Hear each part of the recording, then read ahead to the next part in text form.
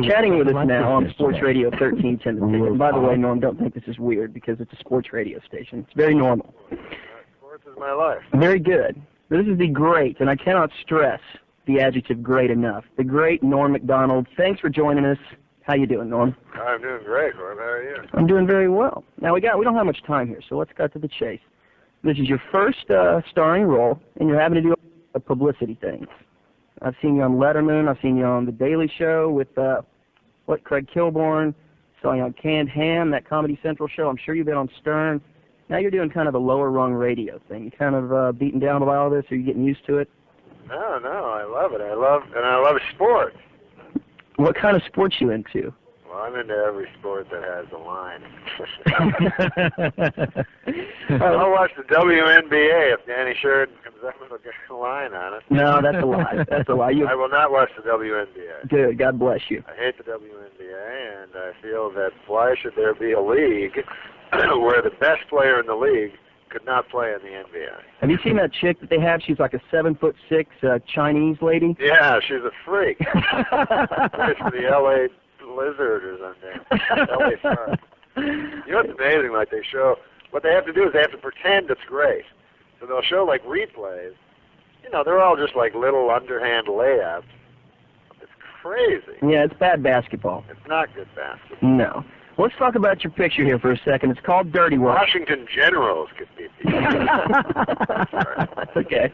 And I know you've been catching a lot of flack over Bob Saget directing. Yeah, I got a lot of my friends leave messages. Yeah, because, I mean, you got to admit, people, when you think of Bob Saget, you think of that little girl show he did, the Full House show. Right. And then he did that America's Funniest Videos or whatever, which wasn't very funny. No, it was, the videos were funny. Well, yeah, and he wasn't funny. So was he funny in this movie? Yes, he's a very funny guy. I saw him, he was the first club comic I ever saw when I was like 13 years old in Canada.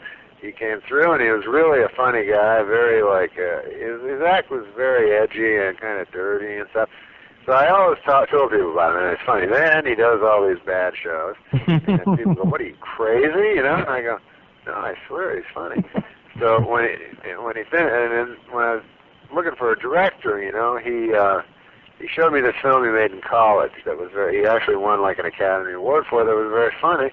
And he knows a lot about filmmaking. He's a funny guy in person, and people do hate him. So you actually. It's funny when we were filming it because he would get recognized. He's an incredibly famous guy. Everyone recognizes him. Right. But no one compliments him. They just go, "You're Bob Saget." They never say you're great.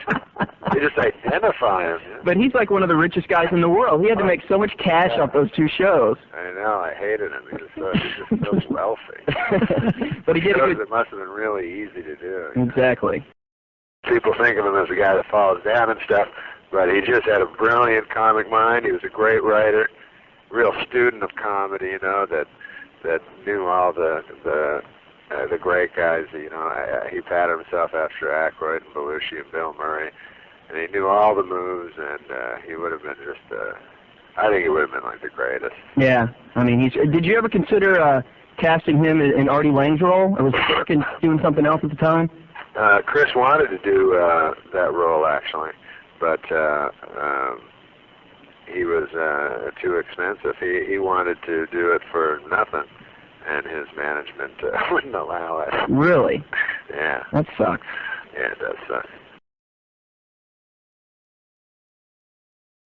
You're to the point now where I think everybody cracks up at almost every single thing you say, and I don't think you're even meaning to be funny. Is that a fair assessment? Yeah, that's true. I mean, you just seem like this totally normal guy who just happens to be really funny, just everything he says. Yeah, I don't try very hard. When I do try, it's always bad. So it's better when I just talk. Are you a hard worker, or would you consider yourself kind of a slacker? I work hard when I'm writing, and I'm very lazy when I'm performing. Now, what do you got coming up next? So there's a lot of rumors about you maybe hooking up with Stern, doing something with his show that's coming up on CBS, and I know all the networks are pawing at you to come do stuff for him now that you've been fired. That's probably the greatest thing that's ever happened to you. Yeah, I'm not doing Stern. I'll be a guest on the show, but I don't feel comfortable going up against Saturday Night Live because they gave me my start. I don't like the idea of that. But A lot of network, yeah, the networks want me to do something, but I have no idea, you know, and they have no idea.